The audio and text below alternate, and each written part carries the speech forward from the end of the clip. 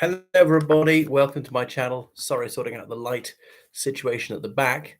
It was blinding. Anyway, this video is a tribute to Pele because the Brazilian footballer died just today, the 30th of December. Sorry, it was announced today, but he died yesterday, 29th of December, 2022. He's been called to the great big football stadium in the sky at the age of 82 years. So anyway, FIFA has hailed him as the greatest footballer of all time. He was a forward. Remember, he astonishingly scored from behind halfway out against one of the finest goalkeepers in the world. So he smashed all sorts of records, having scored 1,279 goals out of 1,363 games, including friendlies. So that's, it's averaging almost one goal per match. In Even Time magazine said he was one of the most 100 important people of the 20th century, not sports people, people of all kinds. So FIFA hailed him as the player of the century, bearing in mind that football only became a codified sport in about 1863. So he used to play for Santos and he played for Brazil at the age of 16. He was quite short, 5'8", that's 173 centimeters, had quite a low center of gravity. So he played for Santos team, later New York Cosmos, but obviously, but best known as an international player. So he was born in Minas Gerais, that state of Brazil, and his father was a footballer as well. But he did not grow up wealthy at all. He did at least go to school. You've got to remember, in the 1940s Brazil, a lot of children didn't get to go to school at all. Um, Anyway, so so the family had very little money, and he did bits and bobs of jobs, working as a waiter in a cafe, being a houseboy, things like that.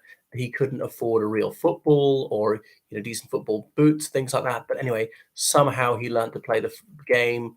Was playing inside, playing outside on grass.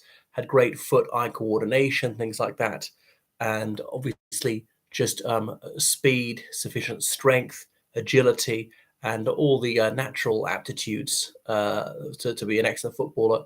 Well, Mother Nature gifted him with all that. And then he began playing in Santos, and this was a way for a poor boy to make good. Obviously, he found the ability to learn perfect English on the way. And remember, well, in those days, very few Brazilians spoke good English. I remember going there in 2003, and hardly anybody spoke good English. Like even people that work in the tourist sector, even in hotels. A country of over 200 million people these days, all speaking Portuguese. They're never going to go to an Anglophone country. And there's like, in the old days before the internet or even international phone calls are very expensive. Why would you learn it? They're surrounded by Spanish-speaking countries, and the Spanish and Portuguese are mutually comprehensible. But anyway, at the age of 15, he made his professional debut. And it was part of a major victory and scored his first professional goal. And it just went from strength to strength. So playing first of all in the 1958 World Cup at the age of 17, and he played in just so many World Cups.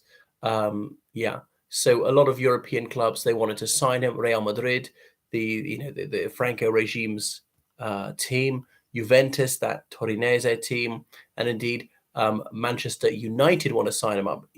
Inter Milan, likewise, all sorts of teams, but no, he wanted to stay at home. So yeah, he was just really outstanding. He was a film star as well. He was an escape to victory. Anyway, even he was so important that when he went to the Nigeria in 1969 during the Nigerian Civil War, the Biafrans and the Nigerian government even agreed to a 48-hour truce whilst he played a game in Lagos, and so on. So he was just an international superstar. So in 1974, he retired from club football, and astonishing that here we are 48 years after his retirement, and he's still obviously a cult figure in Brazil. But he did go on to play for Cosmos a little bit in some other countries. Um, he played in Brazil and all sorts of countries. He's just known all around the world. He met various presidents, such as President Nixon. Um, anyway, his international debut was an ill-starred game against Argentina when Brazil lost 2-1, unusually. But anyway, he nevertheless scored his debut, the youngest person to ever score for Brazil at the age of 16. So he was just a fantastic. He did well in the Swedish World Cup, despite having an injured leg when he even arrived and things like that. So he really was astonishing. He had a rather untidy private life. He had several children by several different women. He was married thrice. He once sired a child with his maid, and for years he disputed paternity until a court order obliged him to submit to a paternity test, which proved he was the father of this child.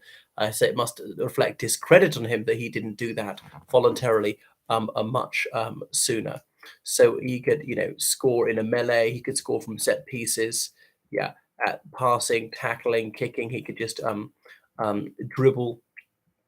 He feinted a lot, as in not falling over, as in tricking people. He was going to go this way, he was going to kick, and all things like that. So he was one known for his curvy shots and things like that. So he was carried shoulder high by his ecstatic countrymen in 1970 when they won the World Cup in again in Mexico City. So he's the only player to win 3 World Cups. So that is a record that stands. Doesn't look like it's going to be beaten. I mean, some of the French people who won in 2018, they lost this time because they had to be there in 2026 and in 2030. And people's football careers don't really last that long, unless say the Argentines were to win the next two. But I think nobody's even lost. Nobody's won more than two in a row. He's one of the poster stamps of Brazil, so he really is one of a kind. So some people thought that he was a socialist or things like that, but I mean, I don't think that he was very political. He was Minister for Sports in 1995. President Fernando Cardoso appointed him to his cabinet with that role. And I think Pele served not for ideological reasons, but simply he was actuated by a sense of public service to put something back to the community in which he grew up. But later on, people thought he was a bit of a right winger, and he didn't like demonstrations that got in Brazil in 2003 when Brazil was about to host the World Cup and the Olympic Games.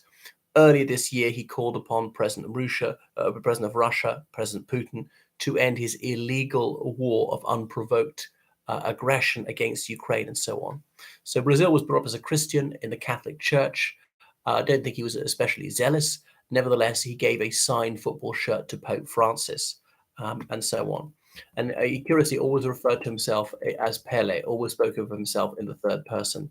But, he'd suffered some health problems for decades, even since the 1970s. Um, what else can I say about Pele? Yeah, he really was a complete one-off, one of a kind. He's died in Sao Paulo, not too far from where he came from.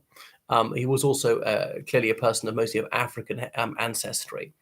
And he was one of the first football stars to be world renowned who was a black person.